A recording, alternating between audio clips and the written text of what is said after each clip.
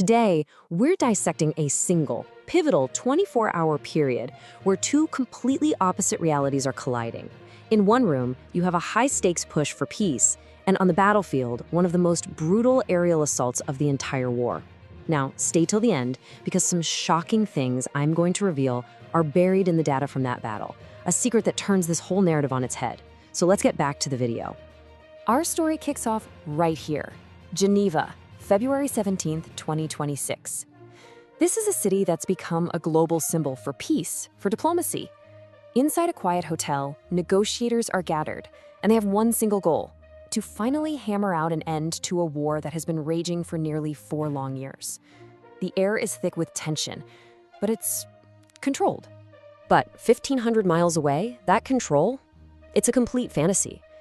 In Odesa, just as those diplomats are talking, the air raid sirens begin their familiar, terrifying wail. Because while one side is talking peace, it's simultaneously unleashing absolute hell from the sky. Now, this isn't just some random barrage. No, sources are calling this Russia's peace push assaults. It is a calculated, brutal message delivered through pure firepower, timed perfectly to hit right as the talks in Geneva get underway. The strategy behind it? It's chillingly simple.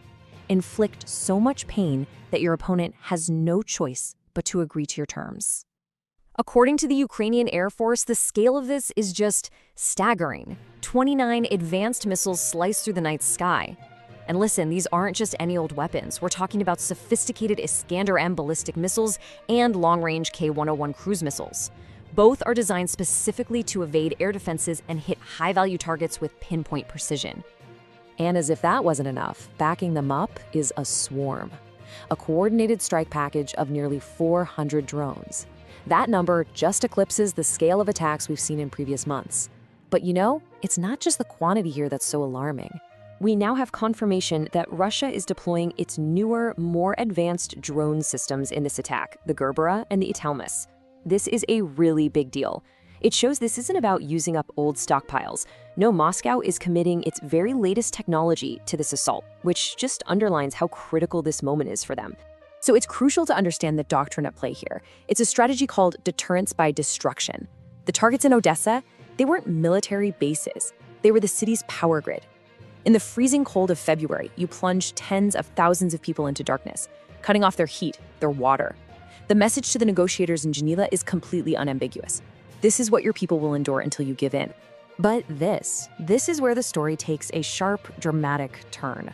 While Russia is projecting this image of overwhelming, unstoppable air power, the data coming from the ground war tells a completely different, almost unbelievable story.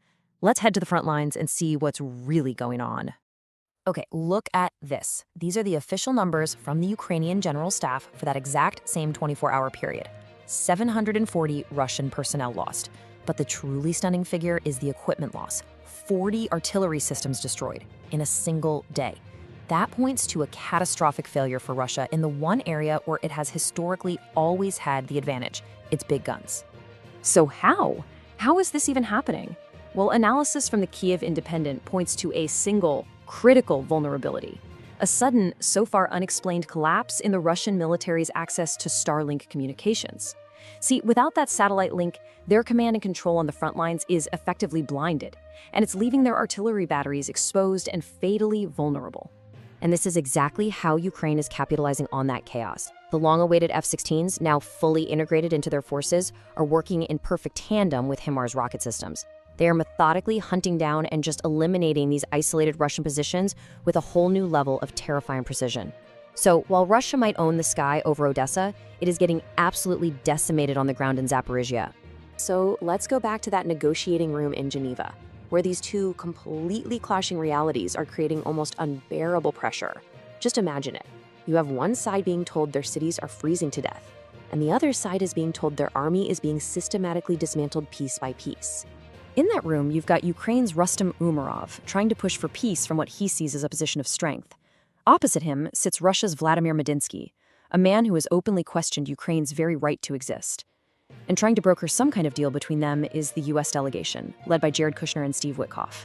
And their presence, well, that adds a whole other layer of pressure. Because according to reports from both The Guardian and Reuters, the Western approach itself is fracturing. The pressure isn't just coming from Russia, it's also coming from inside Washington, creating a diplomatic landscape that's now complicated by some deep internal friction. Publicly, President Donald Trump has made his position crystal clear, putting immense pressure directly on the Ukrainian delegation with statements like this: Ukraine better come to the table fast. It's a direct push to speed up the negotiations and find a resolution, maybe at a pace that Kyiv just isn't ready for. And President Zelensky's response has been just as direct. He's arguing that demanding concessions only from the nation that was invaded is fundamentally unjust.